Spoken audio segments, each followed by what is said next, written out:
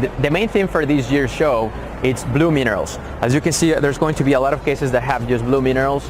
That's because that's this year's theme.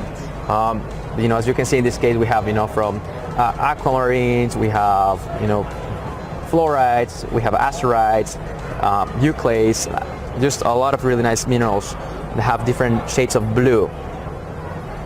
I would say, blue is one of the very coveted minerals colors in this industry.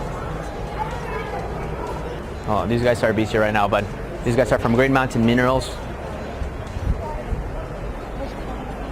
What's going on, man? How are you? Good. How are you doing? Very good.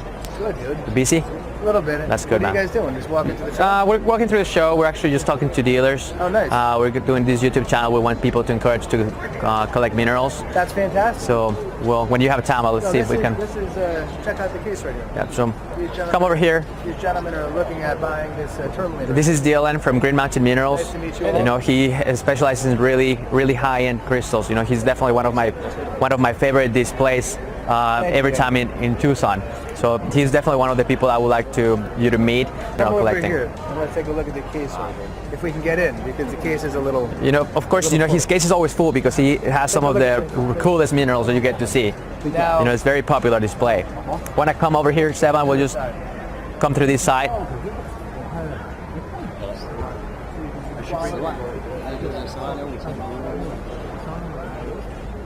yes, is he there? He's going to be there soon. We'll come back when he gets a little bit done because he's busy right now. There's some people interested in one of his really nice rhodochrosites. So, yeah, so that's a really nice specimen from Colorado. So let's go for a walk and then we'll come back and talk to Dylan again. Thanks, man. We'll be right back. Thank you. Yeah.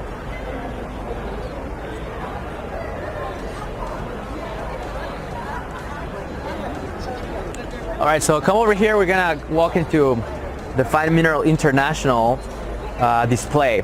So Fine Mineral International, they're based in New Jersey. They have a really nice gallery in New York. They have some of the higher end minerals that you can possibly find in this planet. You have the most interesting species, the largest sizes, but you know what? The main characteristic is that most of the time the specimens are perfect. There's no damage. They're just very aesthetic. They're just they're just pieces of natural art. They're just fascinating. If you can just get some of these minerals from the case, Esteban, you can see the quality. It's just really, really mind-blowing what you can find in their display.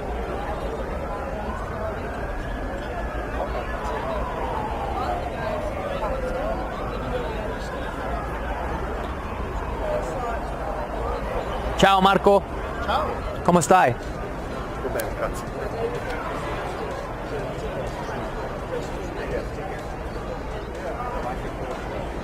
What's up, Chris?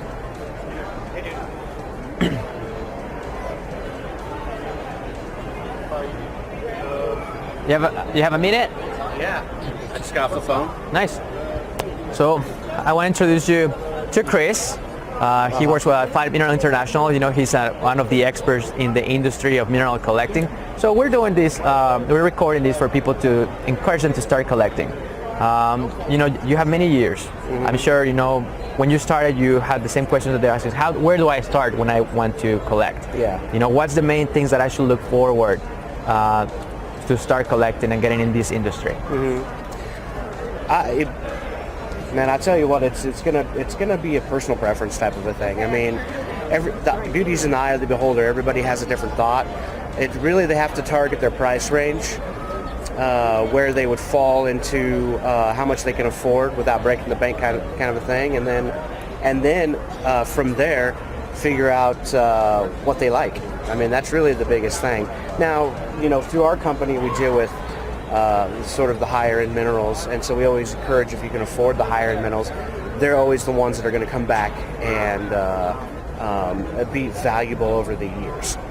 But not everybody can do that. So if you can't do that, then I would say pick something that you enjoy, something that you love, something that grabs you when you see it, And that's really the main thing. Okay. Yeah. So there's two. You will say that there's two categories. There will be like an investment aspect of it. That if you want to be comfortable, knowing that if you're spending the money, you can always get it back in the future. Maybe even make some money. Yeah. Is that possible? Yeah, that is possible. Okay. Absolutely. But it's a certain level.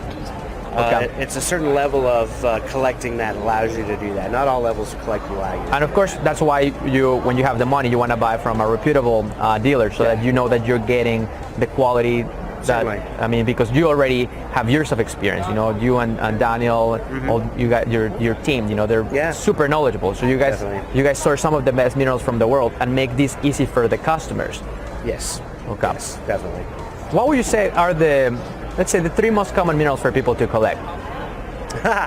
Fluorite is probably one of the most common minerals people collect, and the reason why is because they come in all shapes, sizes, colors, from different regions all over the world, and so there's a vast variety of that. Okay, that's a really good one. Quartz is one too, just because it's one of the most common, but then you're getting into fewer colors and so forth, minus the amethysts and the roses and the clears, and depending on where they come from. And then from there, I don't know what I would say my third one is. Maybe tourmaline. Tourmaline. Tourmaline. Because I see, tourmalines, they're one of the very most popular. spectacular, most popular. Yeah. But the price, it's what Price is pretty demanding. Yeah, price is pretty demanding. Depending on where they come from, it's probably because they're so desirable, and they do come in an array of colors, and they come in, multiple colors and so forth. It's very, very similar to the fluorites. The fluorites can come in multiple colors depending on where they come from, and different qualities as well. But tourmaline seems to be pretty sought after mineral. Nice. Which one would you say is your favorite specimen displayed right now in your cases? My favorite specimen on display. For me, I can pick just one, man. I know it's extremely difficult, but there's some really, really cool things in here. This is one of my favorite things right here, just because it's a total jewel of a piece. It's unrepaired. That's a scepter. It's a little scepter amethyst from Gogoboba said. To me, it's like a wonderful size. It's a very good collector size. It's not too big. It's not too small.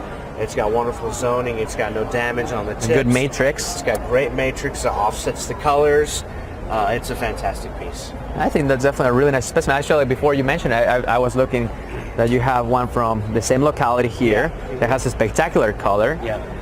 And also one over there. So, I would say amethyst is actually one of my favorite minerals. Oh, yeah? Yeah, and it was my first mineral when I was a kid. Okay. I think, we're always inclined to collect also the specimens that bring some memories back. Yeah. And what I found with amethyst, is that there's also very interesting localities for them. So it's really, it's just fascinating, to see how different they can be. Mm-hmm. Even though it's the same mineral, every locality. It's a common mineral. It's a quartz. Exactly. Every locality brings a little something, a little different flair. Yes. Yeah. Which would you say is out of amethyst, which one will be the most valuable locality?